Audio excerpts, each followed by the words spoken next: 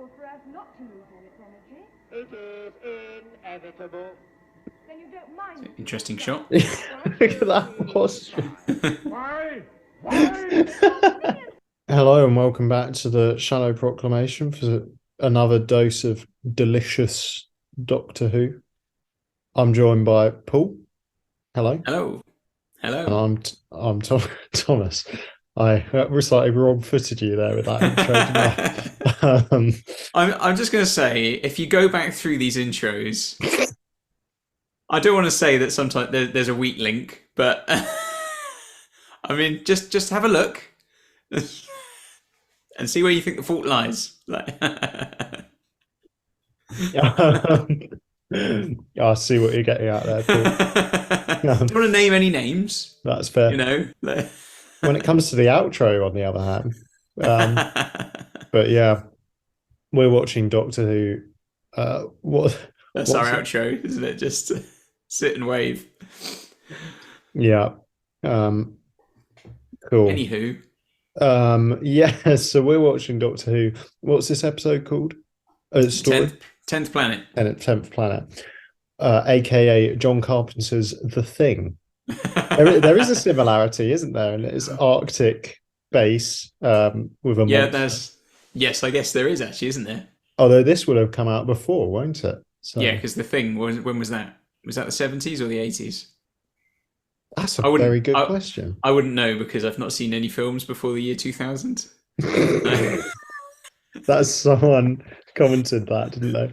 These two have probably never seen a film from before the year 2000. You're like, well, what do you think I was? Oh my goodness. So The Thing came out in 1982. I was going to say the 80s, and then I doubted myself. But yeah, it was. And when is this episode of Doctor Who set?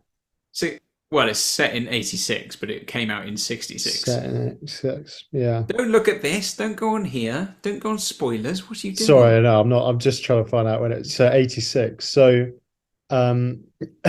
so in a way, this predicts The Thing, doesn't it? Well, I mean, in the sense that it's literally, as it's set in, you know, an Antarctic type setting, yes, but with a monster.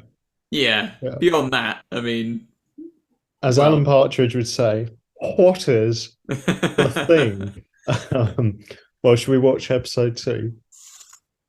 I think we probably should. What is the best thing? The 1982 original or the 2011 remake? Oh, was there a remake in 2011? Yeah, I think there was, yeah.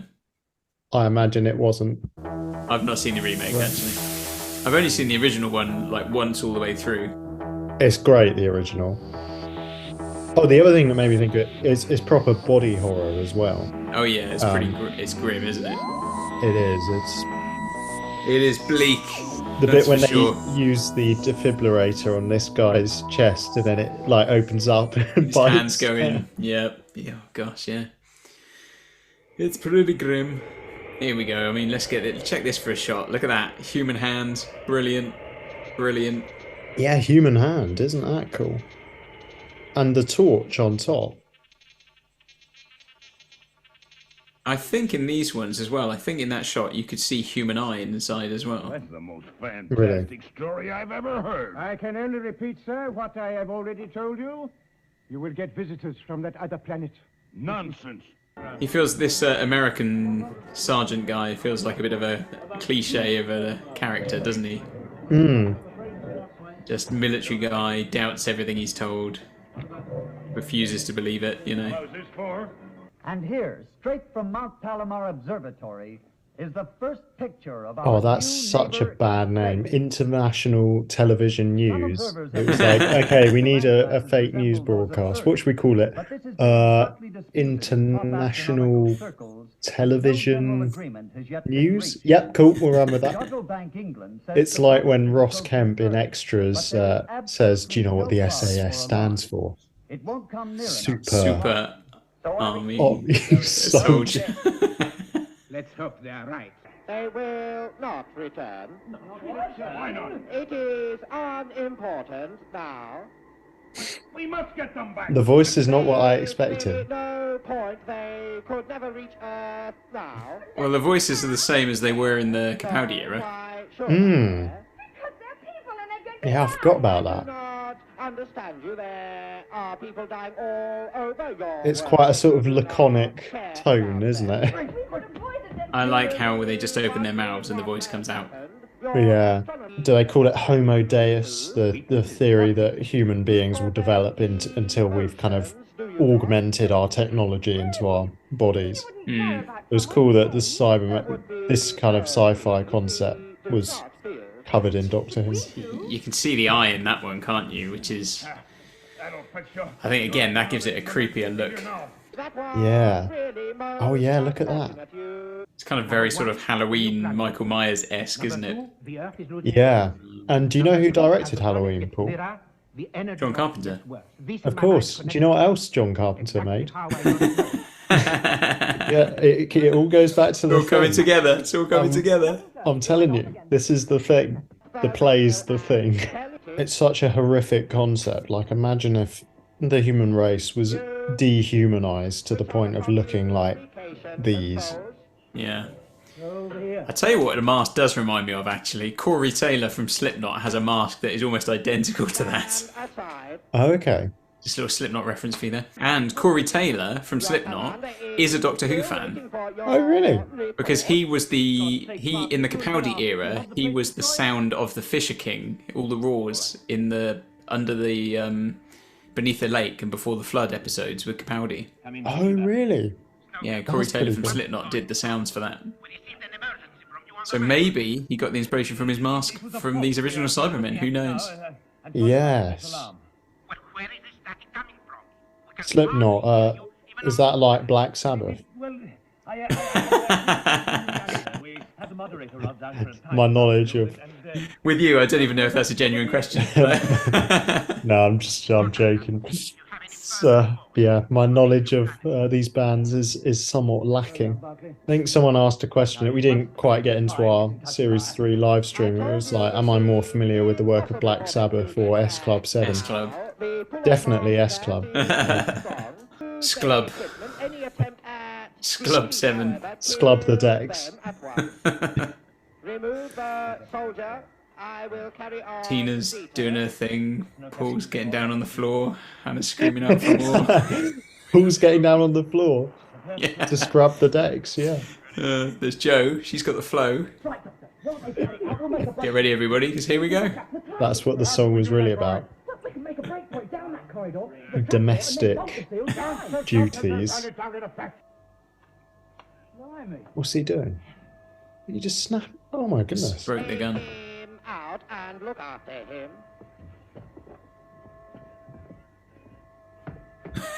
Does he mean? Quite useless to Does he mean take care of him? Because that means something different. Take him out and look after him. Oh, all right. Cup of tea. So we have a little crash here. Here we go. You have to lean forward again, or little bits to the left.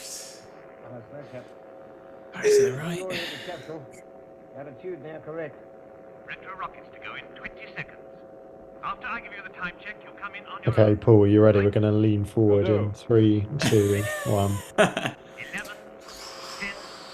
9, 8, 7, There we go. 5, 4, 3, 2, 1, fire!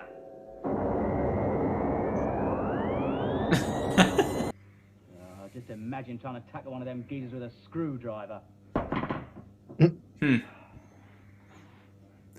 It's ironic, given the future history of Doctor Who. Yeah, wow. Wait a minute. If I was to turn this on the door, it might blind him. Yeah.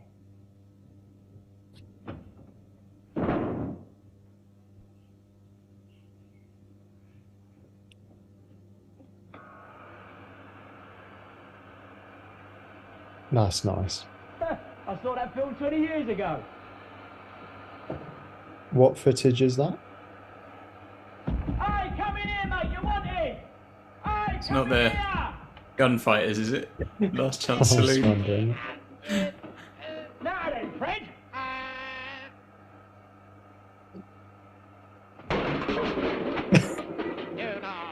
This is quite scary. But look, surely it's possible for us not to lose all its energy. It is inevitable. Then you don't mind. Interesting shot. Look at that posture.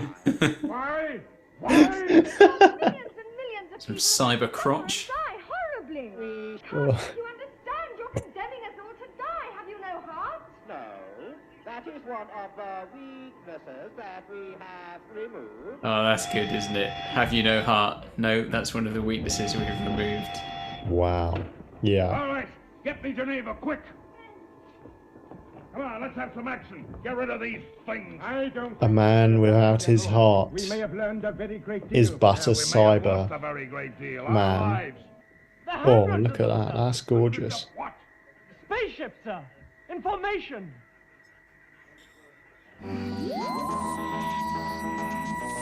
Oh.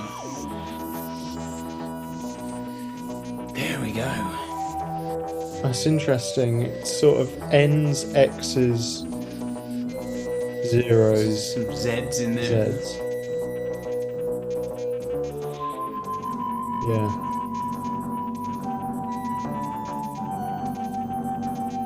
There we go. Solid bit of action there. Yeah.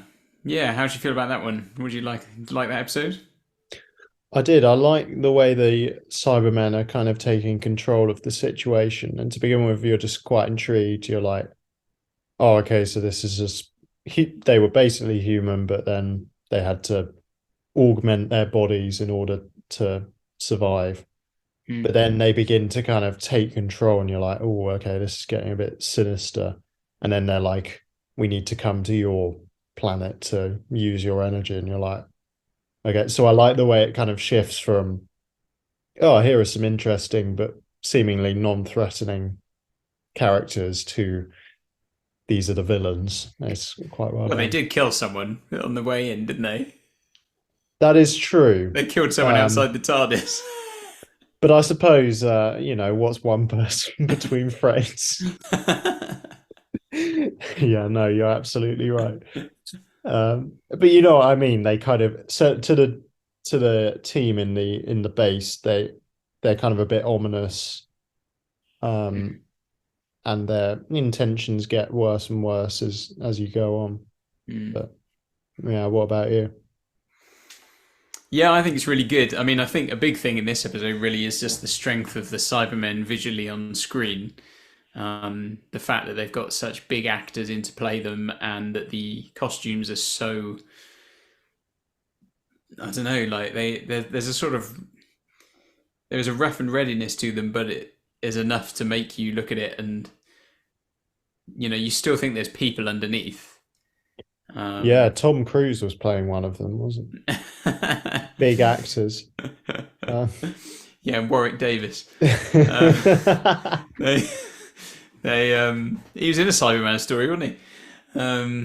Nightmare in Silver. Yeah, so I like the fact playing that, a Cyberman. No, not playing a Cyberman. I do like but that element, I think, of the body horror thing, which they play into, the fact that they say they were humans and augmented themselves, and yeah, there is a real kind of horror to that idea, isn't there? And it comes across more strongly when you can still see the sort of vestiges of humanity in the design, whereas I think that's lost in other ones. Yeah, exactly. And as you rightly pointed out, the fact that the heart has been removed. Yeah, when he says, like, yes, that's one of the have you no heart? No, that is one of the weaknesses we have removed. You're like, wow, like, yeah. So double meaning there. Wow. Beautiful line delivered while zooming out from under a Cyberman's crotch. Like. And who is it that's going to save the day? Hartnell. Huh? Yeah. Two Hearts Hartnell. But you're absolutely right. Body horror. Do you know which other... There's a film set in the Arctic that uses body horror as well. Polar Express? Again? I love that film. March of the Penguins. I'm just really enjoying this story so far. It feels really fresh. Great to see the Cybermen for the first time because they're kind of a mainstay of the modern era, aren't they? I'm used to most series having Cybermen at some point. They're definitely like behind the Daleks. They are the next sort of biggest thing, monster, well-known monster in the Doctor Who. Yeah. Who in the Doctor Who universe or Whoniverse. They're very well established. But it does feel fresh actually, and we've not had this kind of creme fraiche. Creme fraiche. We've not had this kind of base under siege type story before, have we? Really, in Doctor Who, it does become quite a mainstay of the show, but we've not really had it that much. I can't think if we've had anything in the Hartnell era that's really been like that. But if you want other examples, a good example of a sort of Arctic base under siege is a 86 film called 1982. 82, sorry, yes. Yeah. This is set in 86, yeah. Yep. The Thing, if anyone's interested, John Carpenter. Coincidentally, in this story, obviously, we had the space mission that was like the spaceship blows up. Yeah. And obviously, by complete coincidence, 1986 is the year where the Challenger disaster occurred as well. So, just, same, a little bit of kind of life imitating art in some ways. Yeah. Gosh. Yeah. Anyway, on that more somber note, we shall leave you all. Let us know what you thought of this story down below. Give us a like and subscribe, and join us soon for episode 3 of The 10th Planet. Until then, bye-bye. Goodbye.